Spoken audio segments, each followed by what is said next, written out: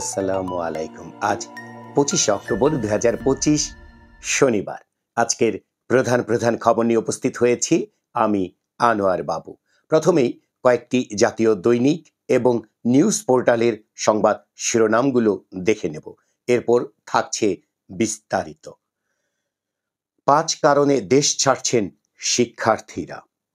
ফেব্রুয়ারিতে নির্বাচন নিয়ে আস্থা সংশয়ের দোলাচলে বিএনপি। হাসনাত আব্দুল্লাহ এনসিপি নেতা বলেছেন, সচিবালয়ে গিয়ে ডিসি ভাগাভাগিতে কয়েকটি দল। 200 আসনে চলতি মাসেই প্রার্থীদের সবুজ সংকেত দিবে বিএনপি, বলেছেন বিএনপির স্থায়ী কমিটির সদস্য সালাউদ্দিন আহমেদ। মিরপুরে বহুতল ভবনে আগুন, ক্ষয়ক্ষতি ব্যাপক। আন্তর্জাতিক খবরের শিরোনামের ভেতরে দেখা যাচ্ছে, গাজার পরিণতি শঙ্কায় পশ্চিম তীর। ফাতাহ সহ অন্যদের সঙ্গে আলোচনা চায় হামাস। প্রজ্ঞাপন স্থগিত, এখনই আন্তর্জাতিক হচ্ছে না কক্সবাজার বিমান বন্দর। লিবিয়া থেকে ফিরল 309 জন বাংলাদেশি। নির্বাচনে আওয়ামী লীগের অংশ নেওয়ার সুযোগ নেই, বললেন প্রধান উপদেষ্টার প্রেস সচিব। ঢাকা দক্ষিণ সিটির ময়লার গাড়ির ধাক্কায় যুবক নিহত। এক্সপ্রেসওয়েতে দুর্ঘটনার শিকার, বাসে ট্রাকে ধাক্কা। যমুনার রেল সেতু পিলারে ফাটল, কর্তৃপক্ষ বলছে সমস্যা নয়। খাগড়াছড়িতে শিক্ষিকাকে ধর্ষণ, যুবক গ্রেপ্তার। কুষ্টিয়ার দৌলতপুরে জমি নিয়ে বিরোধের জেরে ভাইকে খুন। বাংলাদেশ সহ প্রতিবেশী রাষ্ট্রগুলো টার্গেট, ভারতের হাইব্রিড যুদ্ধ।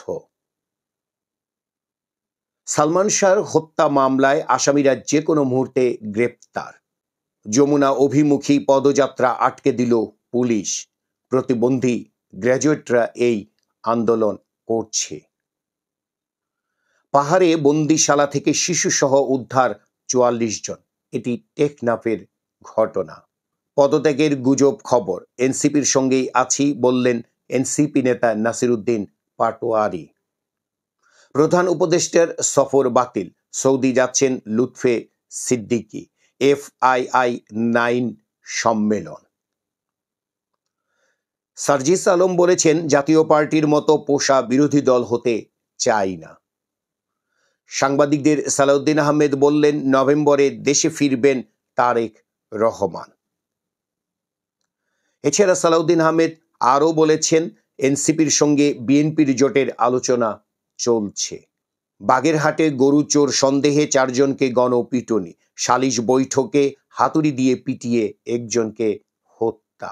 জোটের দলীয় প্রতীকে ভোট নিয়ে বিএনপি ও ছোট দলগুলো নাখোশ। পিরোজপুরের মঠবাড়িয়ায় 2 কিশোরকে খুন, অটোরিকশা ছিনতাই। অষ্টগ্রাম ও রাঙ্গুনিয়ায় পানিতে ডুবে এক পরিবারের 3 জন সহ 6 শিশুর মৃত্যু। উচ্চ শিক্ষায় এবারও 11 লাখ আসন ফাঁকা থাকবে। এই খবরের ভেতরে যা দেখা যাবে তা হচ্ছে, আসন সংখ্যা পুনর্বিন্যাসের পরামর্শ শিক্ষাবিদদের। স্নাতক ও সমমান পর্যায়ে আসন রয়েছে 18,07,000। এইচএসসি ও সমমান পরীক্ষায় পাশ করেছেন 7,26,000। বুয়েট, মেডিকেল এবং ঢাকা বিশ্ববিদ্যালয়ে এক আসনে লড়বেন এবার 12 জন শিক্ষার্থী। এনসিপির 2 গ্রুপের সংঘর্ষ, আহত 1। নাশকতা মোকাবেলায় চট্টগ্রাম বন্দরে সর্বোচ্চ সতর্কতা, কাস্টমসে বাড়তি নিরাপত্তা, মাঠে থাকবে মোবাইল কোর্ট। সড়ক দুর্ঘটনায় 9 জন নিহত হয়েছেন এবং এই সড়ক দুর্ঘটনাগুলো ঘটেছে দেশের গোবিন্দগঞ্জ, ঈশ্বরগঞ্জ, চৌগাছা ও নরসিংদী। বিনোদনের খবরে দেখা যাচ্ছে, আজ অভিনেত্রী ও নৃত্যশিল্পী আনিকা কবির শখের জন্মদিন। বিনোদনের খবরে আরও দেখা যাচ্ছে, গানের শো থাকলে এখনো নার্ভাস হয়ে পড়েন রুনা লায়লা। এই ছিল প্রধান প্রধান শিরোনাম। এবার আমরা বিস্তারিত খবর দেখব। আজকের বিস্তারিত খবরের ভেতরে অন্যতম একটি খবর হচ্ছে, ফেব্রুয়ারিতে নির্বাচন নিয়ে আস্থা সংশয়ে দোলাচলে বিএনপি। আসুন এই খবরের ভেতরে কি আছে তা দেখে নেওয়া যাক। 2026 সালের ফেব্রুয়ারিতে জাতীয় নির্বাচন অনুষ্ঠান নিয়ে অন্তর্বর্তী সরকারকে এখনো আস্থায় রেখেছে বিএনপি।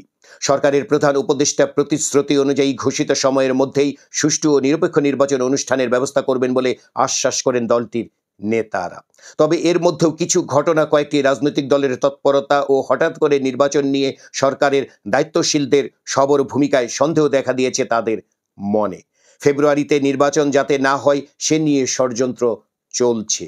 বিএনপির তরফ থেকে এই অভিযোগ আসছে বারবার।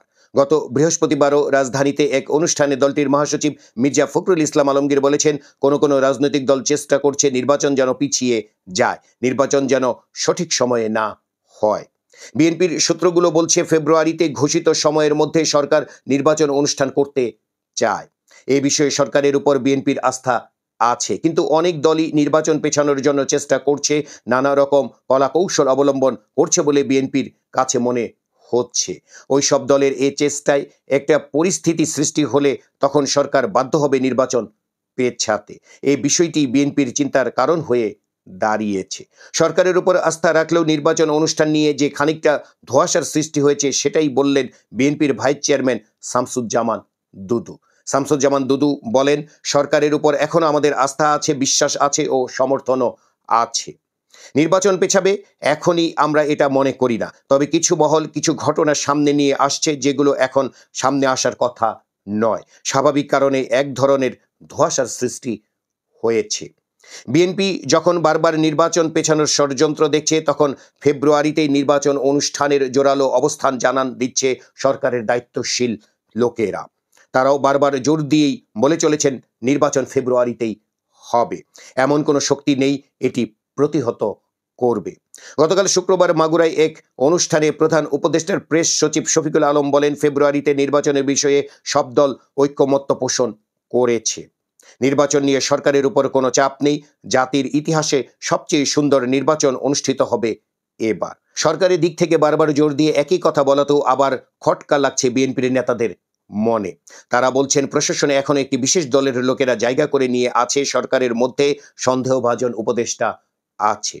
একই সঙ্গে নির্বাচন কমিশন নিয়েও বিএনপির কিছু সুপারিশ আছে, এসব নিয়ে ব্যবস্থা নিতে বলা হয়েছে, কিন্তু সরকারের দিক থেকে কার্যকর কোনো পদক্ষেপ দেখা যাচ্ছে না। কেবল মাঠ পর্যায়ে নির্বাচন কমিশনকে প্রস্তুতির কিছু কাজ করতে দেখা যাচ্ছে। কাজেই নির্বাচন নিয়ে সরকারের লোকজনদের বক্তৃতায় আর কাজে কোনো মিল পাওয়া যাচ্ছে না। নির্বাচন বিলম্বে সরকারের ভেতরেই ইন্ধন রয়েছে কিনা সেটাও একটা সন্দেহের বিষয়। বিনোদনের খবরে দেখা যাচ্ছে অভিনেত্রী ও নৃত্যশিল্পী আনিকা কবির শখের জন্মদিন আজ। ঢাকায় তার জন্ম। 2002 সালে শিশুশিল্পী হিসেবে অভিনয় শুরু। অদ্ভুতুরে ধারাবাহিকে প্রথম বড়দের চরিত্রে অভিনয়। বাংলা লিংকের বিজ্ঞাপন দিয়ে পরিচিতি পান শখ। এরপর কাজ করেছেন অনেক বিজ্ঞাপনে, নাটকের পাশাপাশি সিনেমায়ও অভিনয় করেছেন শখ। গানের শো থাকলে এখনো নার্ভাস হয়ে পড়েন রুনা লায়লা। শোয়ের এক সপ্তাহ আগে থেকে সবার সঙ্গে কথা বলা বন্ধ করে দেন।